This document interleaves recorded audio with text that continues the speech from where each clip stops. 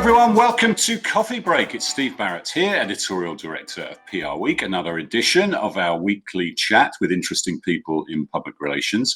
Delighted to be here this week with Allan Schoenberg, who is, and let me get this right because I didn't on the first take, he's the Global Director of PR and Corporate Affairs at Vinson and Elkins, a big law firm. So Allan, welcome to the show, and tell us a bit about starting working in law PR, because you used to be at NASDAQ, but you actually started the new job around the start of the year.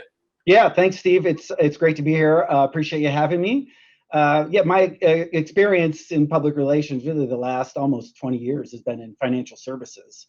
So I made a shift earlier this year to move over to Vinson and Elkins, the law firm. They're Texas-based, but have a national presence and a presence in London as well. So making the move. To me, I've had some questions about the move itself and experience and making the transition, which I know we're going to talk more about and how that happened and how that worked out. But the firm really is, when you think about law firms, you're surrounded by a lot of smart people and who have deep experience, deep knowledge of industries, as well as the legal and the regulatory environment. So being in an environment like this for me is really exciting. And you're based, just to clarify, where exactly are you based? Yeah, I'm in New York City. Yeah, okay, I thought so. So, I mean, law is obviously quite a confidential world. It's a mysterious world to people who aren't specialists in it. So how does communications work in an environment like that? What are the issues you have to deal with on a daily basis? And can it be a bit frustrating? Because often there might be things you want to talk about, but actually you can't because of those reasons. Yeah, traditional law firms have certainly changed over the past few decades, really being sort of an arms and legs and an extension of an organization to, being in a much more competitive environment. They care about brand, they care about their reputation, their thought leadership. There's competition for hiring, there's competition for clients. So I would say in the last 2 decades alone, there has been much more of an increase and an interest in law firms actually raising their profiles and doing more proactively and protecting and promoting their reputation. So while, as you mentioned, there are a lot of confidential client matters that they certainly can't divulge, there are a number of issues that they can certainly play a key part in getting clients externally, reporters, working with journalists to understand the key issues, why they matter, what some of the obstacles are, where some of the paths to opportunities are. And so being a part of that is really an exciting point in time for me in my career. And I guess thought leadership's really important, isn't it? So you're kind of dipping into the world of branded content a little bit and becoming content owners, or doing your own opinions or white papers and stuff like that. Tell us a little bit about that part of the communications process. Yeah, I think law firms like Vinson and Elkins really are no different than other corporations and organizations. Me coming from NASDAQ and Bloomberg and the CME group, Vinson and Elkins treats content just like those organizations do. What is the position? Why does this matter? What's our view on it? And that content creation becomes part of just the integrated communication efforts to draw attention to smart people. I'm surrounded by 800 of the smartest lawyers in renewable energy, digital infrastructure, physical infrastructure in the world. And they have views on how these things work, not just the legal world and how they work, but how they work in reality every day and impact our lives. And do you have examples of where that thought leadership leads to new business, for example? Because I guess like every communicator, marketer, you're held to account on results, aren't you? So can you give us an illustration of that? Yeah, I think, one example is, we had the power grid failure in Texas earlier this year. And so we worked together as a team between my team, the business development team, the content team. We created some thought leadership around that. We worked on background with journalists and explaining the situation and how it helped. We held a webinar a month later explaining sort of the path forward and what does a smart grid of the future look like and some of the impacts of that. And I know, firsthand, we've had a number of inquiries from potential clients as well as existing clients that wanted to get more of our thoughts and views on it. So again, I would go back to my earlier comment. There's this idea of like content creation and thought leadership, really in a law firm today exists just as much as it exists in any other B2B or professional services firm, like a consulting firm. I guess normally you would have been convening panels and get-togethers, networking events in person. How have you pivoted for the sort of remote working world? Yeah, similar to what other organizations have done. Everything is on Zoom or Google or Microsoft Teams. We quickly moved into that environment.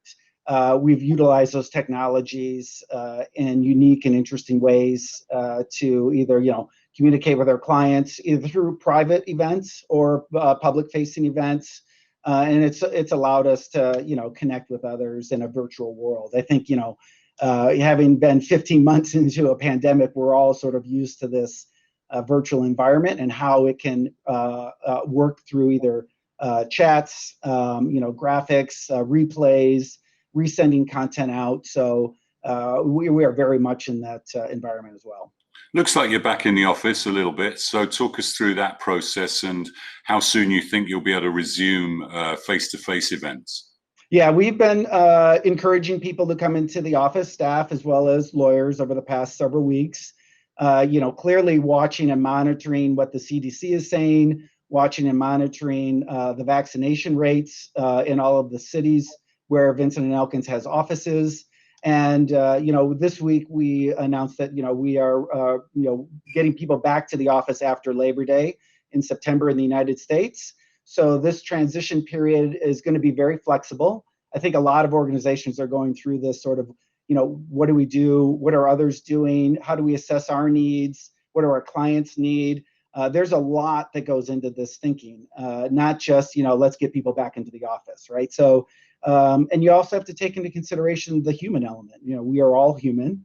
We all have various needs. I think in the last 15 months, I have 4 children. I'm not the only person in the world with children. We have to adjust to school needs. What is summer going to look? What about help at home for taking care of your kids? Everybody is unique. So I think the one thing that is coming out of this is, I call it a silver lining, is that I think organizations are much more in tune with the human needs of people.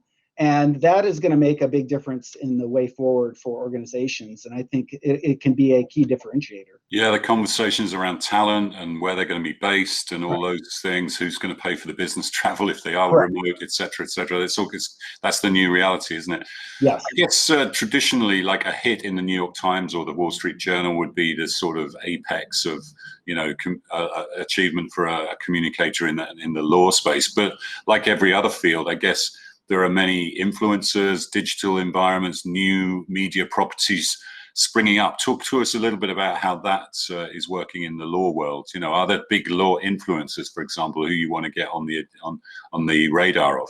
Yeah, this is a great question. I think one of the things in my onboarding here that when I was talking with the partners and the practice leaders is, who at the end of the day is your client that you want? Who's the potential person that you want to call you? And in some cases, it is a general counsel, but in many cases, it's not. Vinson and Elkins is very much part of the energy evolution. So we want to talk to heads of sustainability, heads of renewable energy. Those are the thought leaders and the influencers that we're trying to reach for that particular practice. And it's different practice by practice. So understanding who those people are and then finding the outlets and having a plan that really encompasses the media component, the paid component to that, and then the owned content that you have on social and your website, and pulling together plans like that. So a good example is what we're doing now around sustainable finance. Really one of these key drivers of the economy, and where corporations, our existing clients and potential clients, are focusing a lot of their efforts. There's now almost $3 trillion, I think, in sustainable bonds that have been issued, and that market is only going to continue to grow. Now, understanding that might or might not be a general counsel that is leading that, who's the audience you're trying to reach? So for me, internally, it's putting all the pieces together so we're all focused on finding that audience and getting them the right content. And it might be a byline in a sustainable finance publication like Responsible Investing. It might be just a continued thought leader in the FT Moral Money. So all of those things come into play. all about Yeah. momentum, right, Steve? So as you're focusing on content and what you're trying to do to drive the business, it's building that and sustaining momentum. That's the challenge of any communicator. Yeah, for sure. And do you have a marketing department as well, or is that under your aegis? And how do you work together with them? Yeah, I would say we have the core communications group, we have a marketing services group, and we have a business development group. And they're all calling me right now. Yeah, there you go. Just to prove we're recording live. Exactly. So the three of us and our teams really work together on finding the right balance of where do we need to place content, how often do we place it there, what's the recycling component of it, how do we take that and leverage it within the media. So like any organization, we are very closely tied together on what we're doing and how we move forward. Are there any new media outlets like Axios, or we've seen a big some of the Substack, some senior journalists, pivoting and setting up their own things. Are you working with any new style media entrepreneurs? Yeah, I think nothing is really off the table. I think it really comes down to, finding who is influential in this space. So I think I'll go back to my reference of FT Moral Money. When that came out, I think it was about 18 months ago, 2 years ago, they were somewhat ahead of their time, and they looked a little bit differently at how they were delivering content, almost in a very Substack style manner, right? With their regular newsletter and deciphering the news. So it was almost like, what do you need to understand about the news story? And here's the news story you need to read. So that is super interesting. I think Substack is really changing the way that influencers and thought leaders who go deep on a topic look at things. So that's something on our plate. I love what Axios has done. The exciting thing is, the media are investing in ways that they can really change the way they deliver content. And that to me is super exciting because it just gives us as communicators different ideas and outlets. And as content creators ourselves, we're very much involved in doing the same process with our own content. So we definitely learn from those outlets and how we can deliver content to our clients as well. Yeah, I think it's a really exciting time actually in the media, and as often happens in a recession or a hiatus, great innovation comes out of it as well, and disruption that was needed, across the board, and media is no different in that respect. So we mentioned the fact that you started your new role, during the pandemic, and you previously were at NASDAQ. Talk to us a little bit about starting a new job in that period and the challenges of that, and how you sort of transitioned and hit the ground running at your new role. Yeah, that's a great question. So as I mentioned earlier, coming from the capital markets and having that experience and coming into Vinson and Elkins and the law firm experience, I really had to think about, okay, so where were the areas that I could ramp up quickly and have some early wins, and where were the areas that I needed to certainly learn about. Now, I'm lucky I had a lot of commodities experience from the past. So coming in and understanding the energy markets and the renewable energy markets was something I already had in my sort of resume. And so getting up to speed on the markets for me was a quick learn. We have a large capital markets practice at Vinson and Elkins, particularly around shareholder activism, M&A activity. Again, I had that experience. And then I think the other area that was a key practice area for Vinson Elkins is our litigation group. So that to me was the one area where I needed to get a little bit of a deeper dive into. So right away I knew coming in the areas I needed to work with a little bit more. And I called it my listening tour. So I really spent the first 30, 45 days really on just a listening tour, talking with partners, talking with staff, reaching out to reporters. And it was really just sort of this broad sweep of like, what do I need to understand? What do I need to know? And putting it together. And in the same light, trying to get some of those early wins and working with the media that I knew. And then also just understanding all of the internal processes. I think it's fascinating. I know you talk with a lot of communicators and they talk a lot about what they're doing externally, but I always had to think like, for what you see externally from any organization, that's probably about 20% of what really happens.